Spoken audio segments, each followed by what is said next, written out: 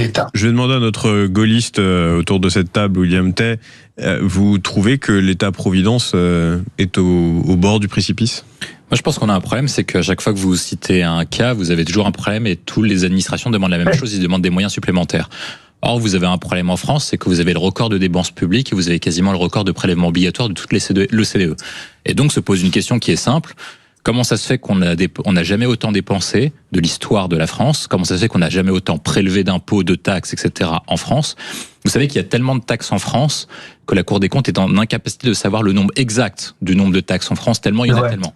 Et donc, comment ça se fait qu'on dépense autant, qu'on taxe autant, mais qu'il manque de tout? Il manque des moyens pour les professeurs, il manque des moyens pour les hôpitaux, il manque des moyens pour les pompiers, il manque des moyens pour la police, il manque des moyens, on l'a vu dans l'affaire Liana, pour la justice. Il manque des moyens partout. Et donc se pose une véritable question, c'est où part l'argent qui a été récolté et où part l'argent qui a été imposé et prélevé à l'ensemble des Français. Et c'est ça le véritable problème. Eduardo Riancipel, c'est un problème d'arbitrage? Oui, parce que c'est un peu les réglementations un peu à la noix de l'Union européenne qui s'appliquent théoriquement mais qui ne marchent jamais dans la vraie vie. Et c'est un peu ça la difficulté qu'on a lorsque vous avez des administrations administrantes, parce que de toute façon, ils sont employés pour créer des normes, parce que sinon ils n'arrivent pas à justifier leur salaire et ils n'ont pas de raison d'être sur leur existence. Donc vous avez forcément des gens qui sont mis et qui sont là pour inventer des règles les plus stupides les unes que les autres, ou même des agences qui sont un peu là pour ça. Je peux cibler toutes les administrations qui sont présentes dans les ARS. Vous avez également un cas qui est particulier, c'est que la ville de Paris a 50 000 agents, donc plus que dans toute l'Union européenne.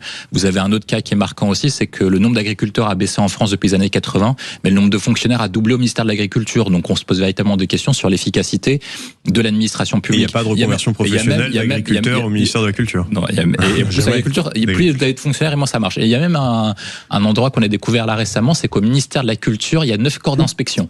Et donc, vu l'état de la culture, on se demande bien ce qu'ils inspectent. Et donc, se pose une véritable question. Là aussi, peut-être une reconversion professionnelle. Une reconversion professionnelle pour ceux qui en ont besoin. Et se pose une véritable question. Pourquoi est-ce qu'on a besoin d'autant d'agents pour contrôler, pour au final constater que rien ne marche et que la fonction publique ne fonctionne pas et que l'État ne fonctionne pas? Mais moi, je vais vous poser une question en retour. Ouais, quand on voit finalement cette question d'État, providence, dont on attend tout, est-ce que la question n'est pas peut-être à un moment que l'État cherche aussi à faire une certaine forme de privatisation des services publics? Peut-être les pompiers? Peut-être pas les pompiers. Nous, ce qu'on dit, c'est que de toute façon, l'État veut tout faire parce que à chaque fois que vous avez un problème, vous avez toujours un ministre qui débarque, qu'importe son nom, on s'en fout, et qui va dire c'est la priorité numéro 1 du moment. Il y a un fait divers, ce sera priorité numéro 1. Il y aura une autre catastrophe naturelle, ce sera la priorité numéro 1. Moi, je pense que l'État, à force de tout faire, ne fait absolument rien parce que au final, quand vous regardez, quand il y a un problème, il va se défausser sa responsabilité, il va dire c'était pas de ma faute. Par exemple, dans l'affaire Liana, c'est la faute du pauvre flic qui était sur place ou c'est la faute de la justice. Quand vous avez un problème, notamment à la finale de la Ligue des Champions en France qui s'est déroulée en Seine-Saint-Denis, vous avez un problème, c'est le sous-préfet du coin qui va être jugé responsable. Donc au final, l'État veut tout faire, il est responsable de rien, il a jamais les moyens de faire quoi que ce soit, et ensuite après il se défausse soit sur les collectivités locales, soit sur les entreprises pour faire quoi que ce soit. Pour reconstruire Notre-Dame, pour reconstruire Notre-Dame de Paris, on a dû demander à Bernard Arnault et à quelques millionnaires et quelques milliardaires de payer. C'est-à-dire que même le patrimoine national le plus important de France, vous n'êtes pas capable de l'assumer. Donc moi je pense que plutôt qu'à vouloir c'était pour un incendie. Je pense que pour vous exactement, plutôt que vouloir tout faire, il vaut mieux cibler quelques missions. Doit-on faire appel au privé une partie des compétences avec je t'amène sur un seul chiffre qui va être marquant. Quand vous regardez les dépenses régaliennes, militaires, justice et police, ça représente 5% du budget national. Les dépenses sociales, ça représente presque 45% du budget national. Et donc se pose une véritable question, c'est un État qui est de moins en moins régalien et par contre qui est obèse sur le plan social. Là, on a entendu. Oui, Cédric. On écoute juste William et vous réagissez. Là, on a entendu Père Riancipel qui est le dernier converti, qui croit encore que ça fonctionne, il croit encore que son modèle fonctionne. Je pense que c'est le futur. Quasiment tout est faux. Et on pourra en débattre. Alors, premier point. Mais ça, c'est du domaine. Laissez-le répondre. Sur le modèle de l'éducation nationale qui fonctionne tellement bien, pourquoi est-ce qu'on recrute de plus en plus de profs, de plus en plus de fonctionnaires de l'administration de l'éducation nationale, alors que le nombre d'élèves a baissé d'1 million de personnes en 10 ans? Première question. Deuxième point, tu dis que le modèle n'est pas égalitaire. Or, le modèle de redistribution n'a jamais autant fonctionné. L'écart entre les riches, donc le premier décile et le dernier décile, n'a jamais été aussi réduit avec les faits qu'on appelle de redistribution. Tu as 50% des gens qui ne payent pas d'impôt sur le revenu. Tu as 10% des gens des foyers fiscaux les plus riches qui payent 75% du produit de l'impôt sur le revenu. C'est-à-dire qu'ils payent quasiment tout. Ils payent supprimer l'éducation nationale. Vous voulez privatiser l'éducation nationale? Sur le modèle. Vous voulez privatiser la santé? Je t'ai laissé finir. Sur la santé. C'est quoi la fin de l'histoire? Sur la santé, ça fonctionne fonctionne tellement bien, que dans certains départements, notamment les départements ruraux et périurbains, tu as entre 30 et 50% des gens qui font et qui n'utilisent plus. Et pas une raison pour abattre le système social français. Et donc, quand tu parles d'un système de fonction, tu dis que c'est les colères qui provoquent la destruction du modèle. Non, ce sont les politiques qui ont mal géré l'argent des Français. Déjà, qui je voudrais qu'on revienne. La fonction publique, qui ont détruit l'État. C'est eux qui ont pourri la situation, qui ont fait en sorte que rien ne fonctionne et rien ne marche. Je suis pas pour une société. Bon, je vais pas être désagréable, je l'aime bien. En plus, c'est Edouard Dorian s'y pèle, mais on dirait une prêche en fait. C'est le dernier de sa confession. Il croit encore. Mais bon, c'est pas très grave. Ça, c'est votre chanson un peu arrogante, mais je vous la laisse. C'est pas très grave, j'ai l'habitude. C'est le cas souvent chez les libéraux par ailleurs. Non, mais ce qui est bien avec les politiques, c'est qu'en fait, moi, je me rappelle quand j'avais démarré mes études, je connaissais absolument pas. Avec la politique, on peut croire que tout est possible. Donc, chez Edouard Dorian s'y pèle, tout est magnifique. On peut libérer les énergies, augmenter les taxes, tout ça, tout est possible en même temps. Mais je sais pas comment il fait, mais c'est très bien. Je vous laisse vos mots, c'est très bien. Les Français le comprendront. Il fait. Bon, ensuite après, je vous montrerai si on avait le temps. Ensuite après, je crois que si je me trompe pas, dans ta première partie, tu avais dit il faut éviter les caricatures. Oui, il faut éviter les caricatures, c'est toujours mieux en politique et dans la vie. Mais c'est pas grave, je vais essayer de te donner quelques éléments qui collent davantage à la réalité. Je crois que tu disais que les États-Unis fonctionnaient pas. J'ai pas dit ça. J'ai dit que c'est très inégalitaire et violent comme système.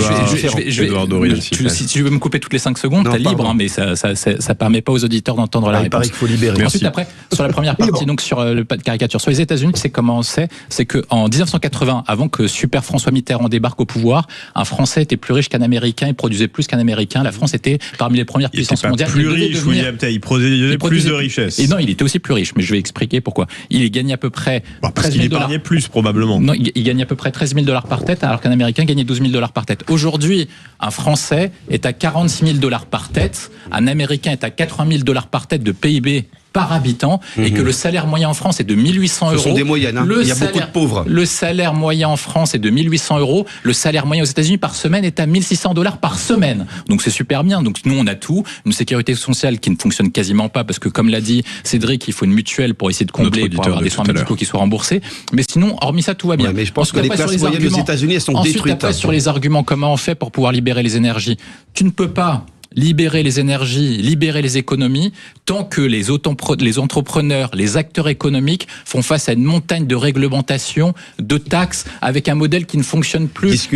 C'est pas les libéraux qui ont tué le modèle français, c'est la fin des Tremblos avec les 2 chocs pétroliers. C'est-à-dire que nous, on est le seul pays à avoir continué vers la voie du socialisme et du communisme, alors que ça ne marche nulle part.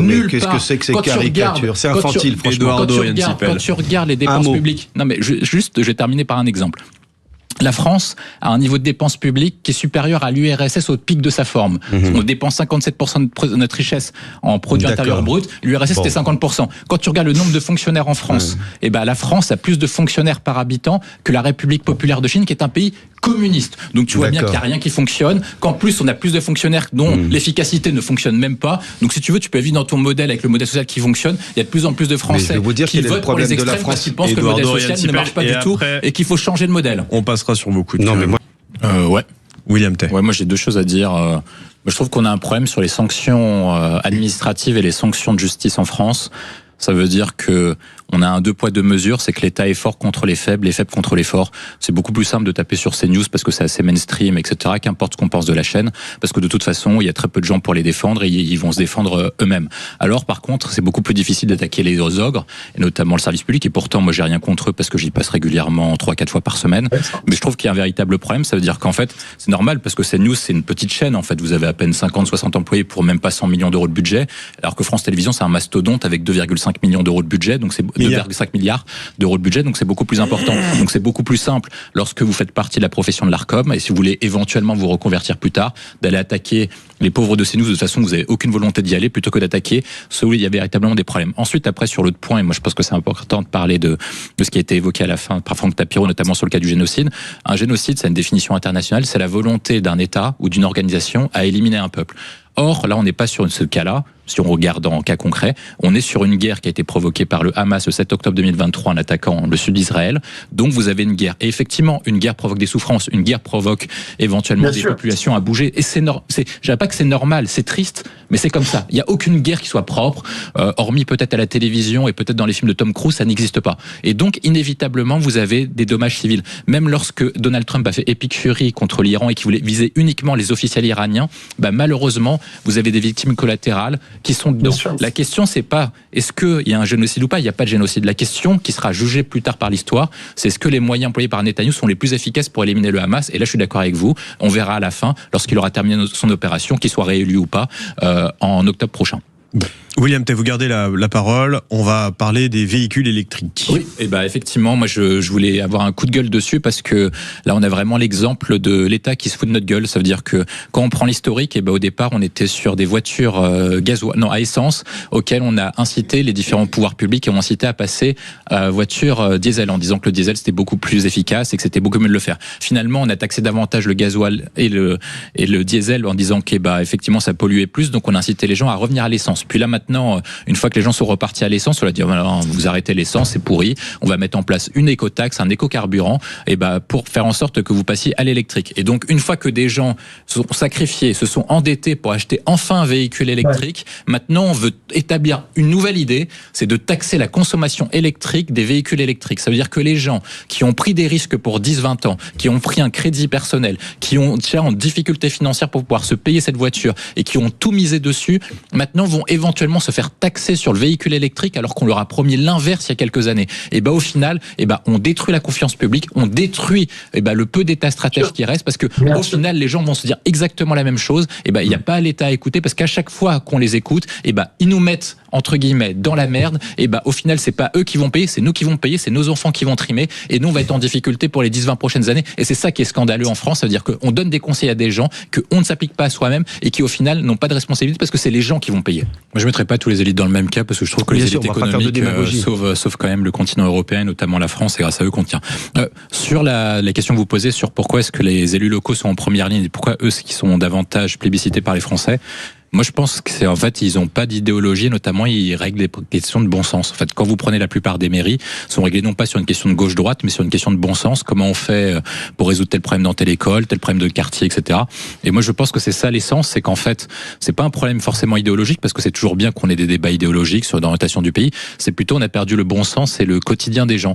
En fait, on essaye de réfléchir sur telle problématique en essayant de prendre tel ou tel biais, mais on n'essaye pas de réfléchir sur les questions de bon sens. Et quand on prend tous les points qu'on a abordés depuis le début de cette émission, on voit bien qu'il y a un problème de bon sens, notamment sur la gestion de l'État et sur l'orientation du pays. Ça, c'est le premier paramètre. Sur le deuxième paramètre, c'est est-ce que les élus locaux font tenir le pays ?